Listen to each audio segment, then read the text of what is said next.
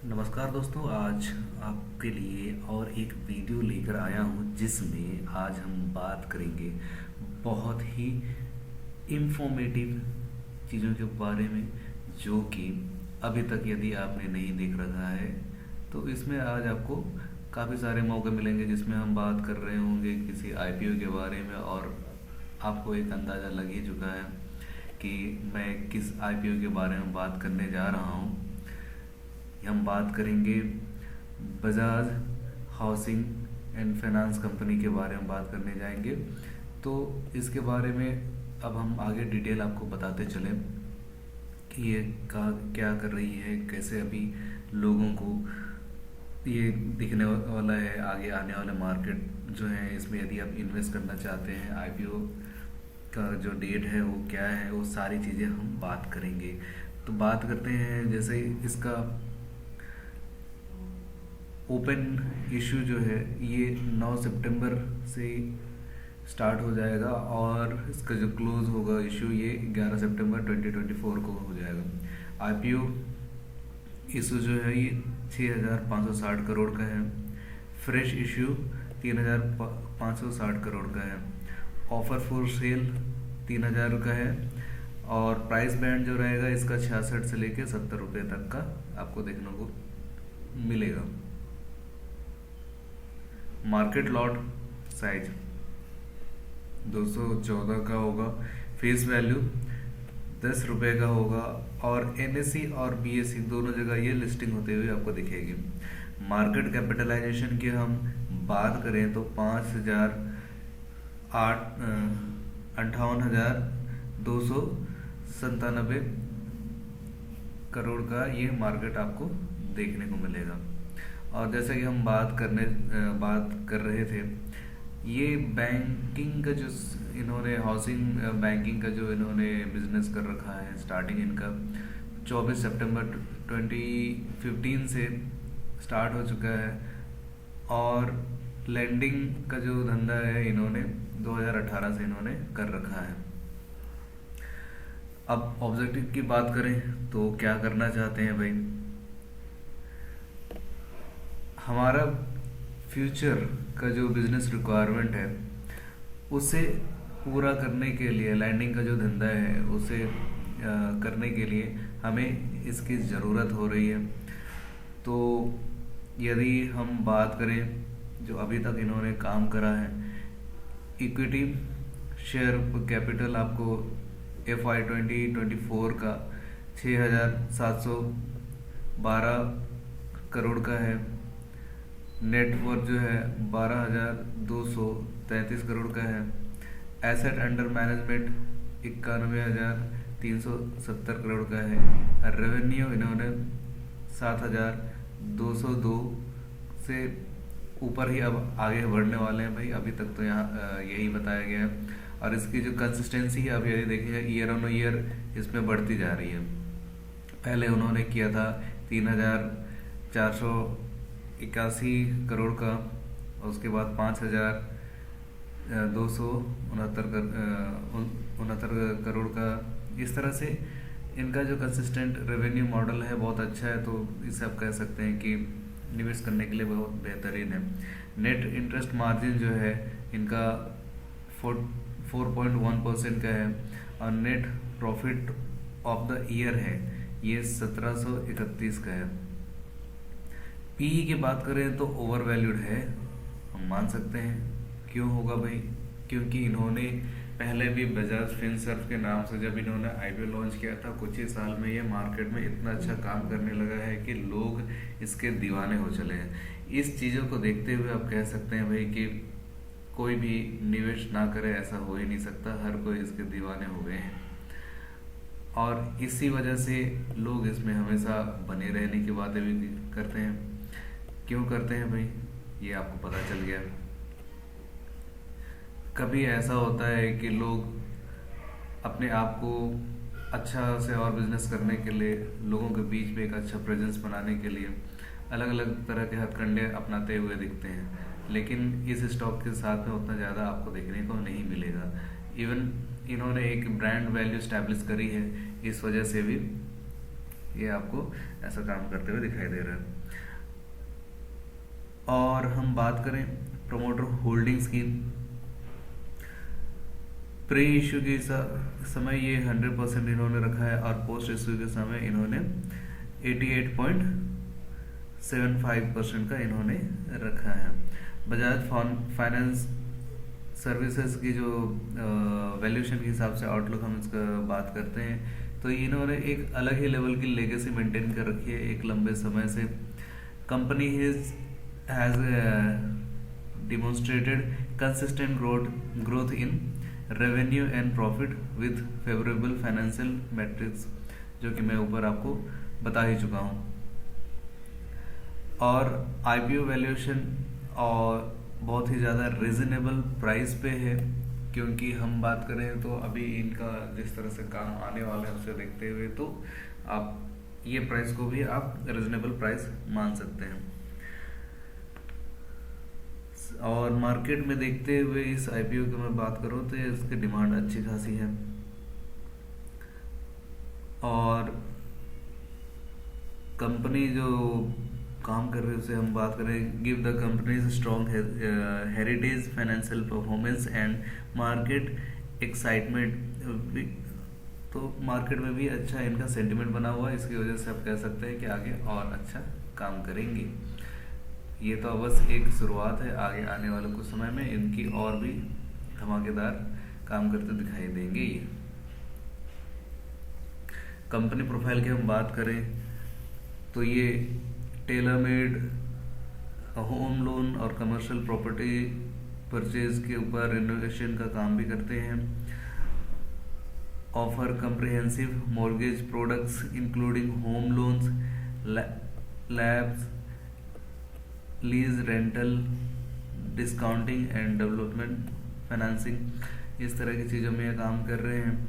Landing HFC in India across multiple parameters, 215 branches in 174 locations across 20 states and 3 union territories. It has partnered with multiple insurance providers.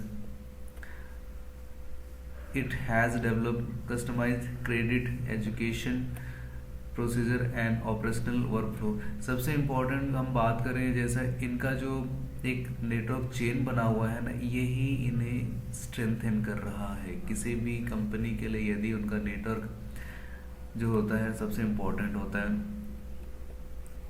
इसी के ऊपर ये सबसे ज़्यादा काम कर रहे होते हैं। 215 ब्रांच और 174 लोकेशंस, और वो भी 20 से भी ज़्यादा स्टेट के ऊपर, 3 यूनियन टेरिटरीज के ऊपर। कोई आसान काम नहीं है। जो कोई भी ऐसा करता है आप कह सकते हैं कि लगभग मार्केट में एक अच्छा ही प्रेजेंस रख रहा है। और इनका जो बेस कंपनी है बजाज फिंसर, उसके बेस पे ये जब खड़ी हुई है तो नो डाउट वो जिस तरह से काम कर रही है और उसका जैसा परफॉर्मेंस है, सेम इस कंपनी में भी आपको बहुत सारी चीज़ें रेप्लिकेट होते हुए दिखाई देंगे।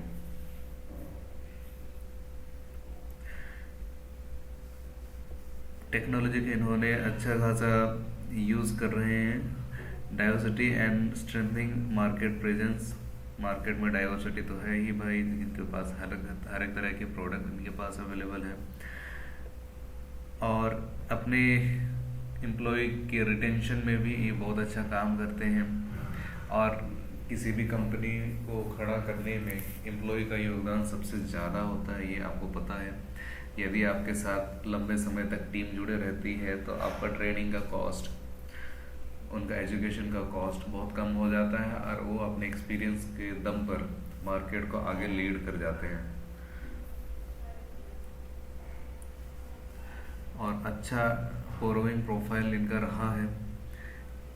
की कंसर्न जो है inability to fully recover collateral और डिफॉल्टेड लोन अमाउंट्स। देखिए मैं इस बात को डिनाई नहीं करूँगा कि कोई धंधा होता है लोन का और आप पूरी तरह से उसे रिकवरी कर पा रहे हैं। हो सकता है इसमें काफ़ी सारी चीज़ें आपके हाथ में नहीं होती हैं, बहुत सारी चीज़ें रिकवरी टाइम पे नहीं हो पाती हैं, तो ये लोन बिजनेस का एक चैलेंजेस है। हाँ, थोड़ी बहुत है लेकिन इतने भी ज़्यादा नहीं।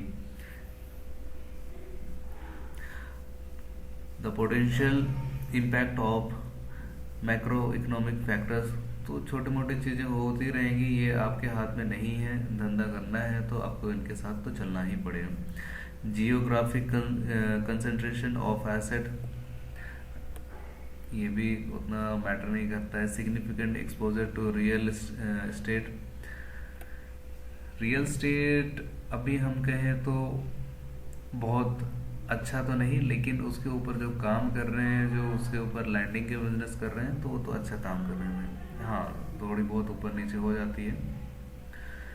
Dependence on external distribution network, आप किसी भी एजेंसी या फिर बिल्डर के ऊपर आपको अपने आप को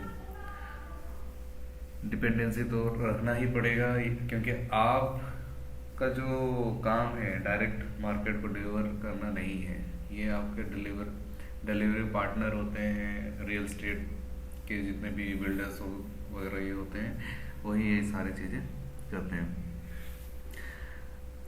और की स्ट्रेंथ की बात करें तो भाई बजाज ब्रांड हो चुका है आज का डेट में, इसे किसी पहचान की मोहताज नहीं है।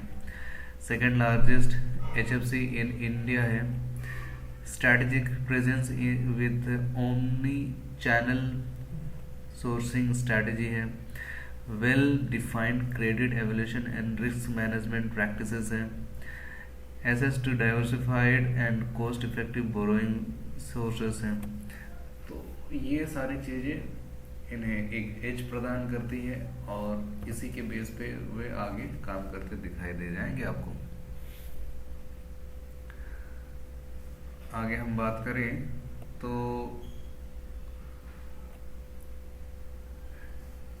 आपका फाइनेंस का जो है ये EPS अभी 2.6 के ऊपर आपको काम करता दिखाई देगा। पीयर ग्रुप की हम बात कर लें तो पीयर ग्रुप के हिसाब से भी ये भी बहुत अच्छे अभी काम कर रहे हैं भाई। कैसे अच्छे काम कर रहे हैं, चलिए उसके ऊपर भी हम नज़र डालते हैं। काफ़ी सारी कंपनी जो है ये आप ध्यान दीजिएगा, तो मैं थोड़ा सा इस चीज़ को इलाबोरेट कर दूं। NAV जो है इनका पहले EPS से हम शुरुआत करते हैं कि 2.6 का है। वहीं LIC हाउसिंग का जो है ये 86.5 का है और PNB का 58.4 है। कैन फाइनेंस का 56 है, आधार हाउसिंग का 19 है, आवास का 62 है, एप्टेस वैल्यूज हाउसिंग का 12 है, फर्स्ट फाइनेंस का 34 है। सभी चीज़ें सही हैं। EPS थोड़ा कम है तो स्टार्टिंग कंपनी है भाई, सब चीज़ एक ही दिन में आपको इम्प्रूव करता हुआ नहीं दिखाई देगा। टोटल इनकम इन करोड़ की हम बात करें तो ये अभी मार्केट में आया नहीं है और उसके बावजूद अच्छा खासा 7,000 करोड़ से ऊपर का ये धंधा करते दिख रहा है। लेकिन आप हमें यहाँ LIC फाइनेंस कंपनी को छोड़ करके ये सारी कंपनी को पास कर गई। इससे ज़्यादा अच्छा आप किस बिजनेस को मानेंगे वो बताइए। जो ROAA परसेंटेज जो है ये भी अच्छा खासा है भाई, 2.4% का है। तो आगे हम जाके देखेंगे कि ये किस तरह से आगे अपने आप को ग्रो कर पाता है। आशा करता हूँ इस वीडियो से आपको काफ़ी सारी चीज़ें सीखने को मिली होंगी, जो कि आपको बता रही होंगी कि क्या आपको इस पे इन्वेस्ट करना चाहिए, नहीं करना चाहिए। ये डिसीजन आपका है। मैं सिर्फ ये डिस्क्लेमर दे देना चाह रहा हूँ इस वीडियो के बारे में पहले ही कि कभी भी आप निवेश कर रहे हैं तो आप अपने फाइनेंशियल एडवाइजर से ज़रूर कंसल्ट कर लें या फिर आप अपने आप से रिसर्च ज़रूर कर लें, सो दैट कि आप कभी भी मैं आपको टिप नहीं दे रहा हूँ कि आप अभी तुरंत जाकर निवेश कर लीजिए, ये आपके एजुकेशन पर्पस के लिए है। और मैं चाह रहा हूँ कि सेम जो रिसर्च हम कर रहे हैं, सेम जो हम आपको ज्ञान दे रहे हैं, इसी तरह की चीज़ें आप अपनी ओर से भी करते रहिए, ताकि आपको आसानी रहे कोई भी डिसीजन लेने में। हमारी तरफ से यही कोशिश रहती है कि आप ज़्यादा से ज़्यादा इस चीज़ों को सीख सकें, ज़्यादा से ज़्यादा अवेयरनेस क्रिएट हो सके, ताकि हमारा जो इकोसिस्टम है वो अच्छी तरह से डेवलप हो सके। आशा करता हूँ इस वीडियो से आपको बहुत कुछ सीखने को मिला होगा। मिलते हैं नेक्स्ट वीडियो में, तब तक के लिए यदि हमारा यह प्रयास आपको पसंद आ रहा है तो नीचे लाइक का बटन है, लाइक कीजिए, सब्सक्राइब का बटन है, सब्सक्राइब कीजिए, और नीचे कमेंट करके बताइए नेक्स्ट वीडियो आप किस टॉपिक के ऊपर देखना चाहते हैं, सो दैट आपके इंटरेस्ट के ऊपर वो वीडियो आपको देखने को मिले। मिलते हैं नेक्स्ट वीडियो में, तब तक के लिए टेक केयर, बाय बाय।